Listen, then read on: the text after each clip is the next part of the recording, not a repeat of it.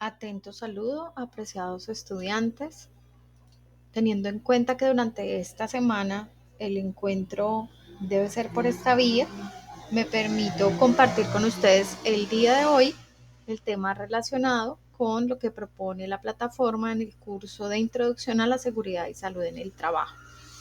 Para esta semana hablaremos de la importancia de la seguridad y salud en el trabajo en los diferentes sectores económicos, teniendo en cuenta el rol de los profesionales en seguridad y salud. Para iniciar, hablaremos de la higiene del trabajo y la higiene industrial. Es importante recordar que la higiene en el trabajo es una ciencia que se ocupa de identificar, evaluar y controlar los factores ambientales. Estos factores pueden ser causantes de enfermedad. Adicionalmente, también pueden generar accidentes de trabajo. El término industrial hace referencia a un proceso productivo. Por esta razón, tenemos que tener en cuenta que la higiene del trabajo se desarrolla en entornos laborales y en nuestro país específicamente en diferentes sectores económicos, en el marco del cumplimiento de la resolución 0312 del 2019 y del decreto 1072 del 2015. Vamos a explorar algunas definiciones. La primera definición tiene que ver con la técnica preventiva. ¿Y por qué hablamos de la técnica preventiva? Porque el profesional en seguridad y salud en el trabajo también es denominado prevencionista.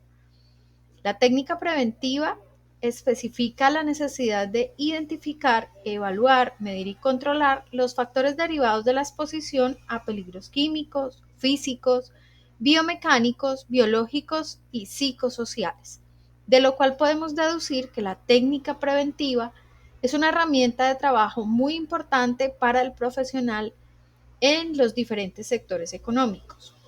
En segunda instancia, recordaremos qué es la enfermedad laboral. La enfermedad laboral es aquella contraída por causa o también podríamos decir con ocasión del trabajo. Obedece a la exposición a factores de riesgo y a la combinación de factores en los cuales interviene tanto el tiempo de exposición, las características del trabajador y las características del trabajo, es decir, las condiciones en las cuales se desarrolla el trabajo. Es importante diferenciar entre causa y ocasión. Podríamos decir que la causa es una causa directa por exposición continua a los factores de riesgo. Por otra parte, la ocasión puede deberse a situaciones fortuitas, a situaciones no planeadas, en tareas que no necesariamente han sido eh, rutinarias, en las cuales por alguna razón el trabajador se ha visto expuesto a algún factor detonante de enfermedad. Luego hablamos de los peligros, que son la capacidad intrínseca de un agente para causar daño. Y por último, hablaremos de lo que son los riesgos. El riesgo como tal es la posibilidad de que un trabajador sufra un determinado daño derivado de la exposición a diferentes agentes. Para calificar un riesgo desde el punto de vista de su gravedad, es importante tener en cuenta que se valora tanto como la probabilidad y la severidad del mismo.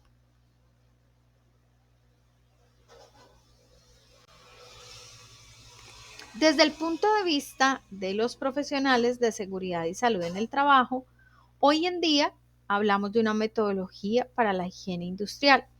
En este caso, hablamos de esta propuesta que se nos hace desde la prevención en ambientes que consideramos contaminantes.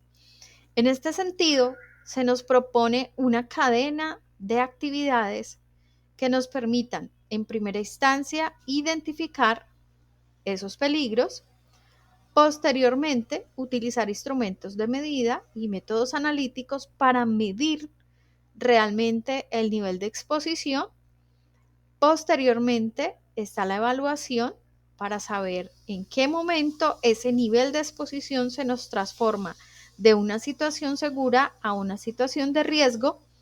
Y por último está el control, en donde el profesional establece medidas preventivas y organizacionales en la fuente, en el medio y en el individuo.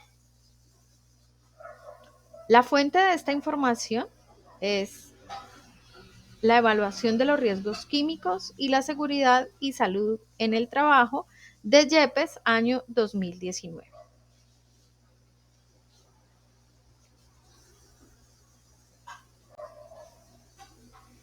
Igualmente, para el profesional en seguridad y salud en el trabajo, lo más importante es determinar esos peligros que están en el entorno para los trabajadores. Y es importante también definir estas condiciones y su impacto negativo en el bienestar y la salud de las personas. El reconocimiento de estos peligros en cualquier actividad ocupacional es el punto de partida para que los profesionales puedan realizar una identificación de los agentes peligrosos de forma satisfactoria y a su vez establecer esas acciones preventivas en los grupos de trabajadores. Para profundizar en estos aspectos, vamos a recordar cuáles son los tipos de peligros. Hablamos de los peligros físicos, de los peligros químicos, de los peligros biomecánicos, de los peligros biológicos y de los peligros psicosociales.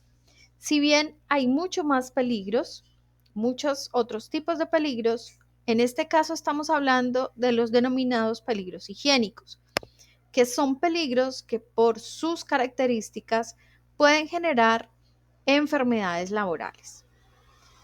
Los peligros físicos están relacionados con diferentes formas de energía y de condiciones como ruido, temperatura extrema y vibraciones, por ejemplo. Los peligros químicos están relacionados con exposición no controlada a sustancias químicas, especialmente tóxicas. Los peligros biomecánicos están relacionados con la forma como el cuerpo interactúa con la manipulación manual de cargas, el esfuerzo y los movimientos. Los peligros biológicos están relacionados con sustancias o partículas procedentes de fuentes biológicas infecciosas y no infecciosas. Y por último, los peligros psicosociales son las interacciones entre las características del trabajador, las características del ambiente y las características del trabajo. Por último, para esta semana, la plataforma nos propone una serie de reflexiones sobre el rol del profesional en seguridad y salud en el trabajo, las actividades económicas y nos menciona un caso específico sobre la construcción. Alrededor del tema de la construcción, tenemos que decir que es una actividad económica bastante importante en nuestro país. Sin embargo, en esa misma medida, también es una actividad económica que genera enfermedades y accidentes de trabajo en estadísticas representadas e ilustradas por diferentes autoridades como el Consejo Colombiano de Seguridad. El Consejo Colombiano ha mencionado en unas estadísticas del 2018 al 2021 que el sector económico de la construcción es uno de los sectores que más tasas de accidentalidad presenta de manera consecutiva durante el 2018, 2019 y 2020. El reporte de enfermedad laboral para el año 2020 tuvo un aumento del 27.1% en comparación con el año 2018 y un aumento del 145% en relación al año 2019. Adicionalmente, la actividad de construcción de edificaciones para uso residencial presentó el mayor número de enfermedades laborales con un porcentaje del 37.7% entre el 2018 y el 2021. Y una estadística de 57 muertes en trabajadores de la construcción con una tasa de 6.4 muertes por cada 100.000 habitantes. Esto nos lleva a pensar en los importantes riesgos que corren los trabajadores de la construcción, tanto para enfermedades laborales como para accidentes de tipo mortal. Es por esta razón que, de acuerdo a las recomendaciones de la Organización Internacional del Trabajo en el 2022, en el boletín de recomendaciones para el sector construcción, pues se dan una serie de instrucciones, de recomendaciones, aunque suene un poquito reiterativo, que se le dan a las empresas para evitar este tipo de estadísticas tan negativas para los trabajadores. Es así como lo que dice la Organización Internacional del Trabajo está relacionado con aplicar de manera efectiva medidas de prevención en salud laboral que a su vez impacten en la reducción de lesiones, enfermedades y dolencias profesionales y sucesos peligrosos derivados del trabajo. También debe garantizarse que en caso de que un trabajador tenga un accidente con una incapacidad permanente o tenga una enfermedad grave, se indemnice al trabajador, que seguramente no va a poder seguir realizando esa actividad productiva, y se le apoye durante las secuelas del accidente. Es un deber establecer medidas para la atención de los trabajadores que sufran enfermedades laborales o daños hasta que se restablezca la salud del trabajador, si así es. Y en caso de que se pensione por enfermedad laboral o accidente, deberá brindársele la pensión desde el ámbito de la aseguradora de riesgos laborales. Otras recomendaciones generales tienen que ver con que los países establezcan leyes y políticas que cubran las necesidades en salud de los trabajadores de la construcción, con la necesidad de que los profesionales acompañen a las empresas, pero que sean responsables desde su idoneidad y desde las competencias para cumplir con el rol preventivo. Habla también la Organización Internacional del Trabajo de las inspecciones de seguridad como una medida necesaria para controlar el cumplimiento de las normas. Y por último, las acciones preventivas surgen de la identificación y valoración de peligros y riesgos en la construcción. Esta información que he compartido tiene como fuente la Organización Internacional del Trabajo en el repertorio de recomendaciones prácticas de la OIT del año 2022. Es así, jóvenes, como dentro de esta reflexión que he compartido el día de hoy, vamos del rol del profesional en seguridad y salud en el trabajo, con sus tareas de higiene del trabajo, de identificación de peligros y valoración de riesgos, hasta la invitación que nos hace, la Organización Internacional del Trabajo para que el sector de la construcción sea un sector mucho más seguro y tengamos realmente entornos laborales saludables para nuestros trabajadores. ¿Cuál es la técnica que se nos invita a realizar?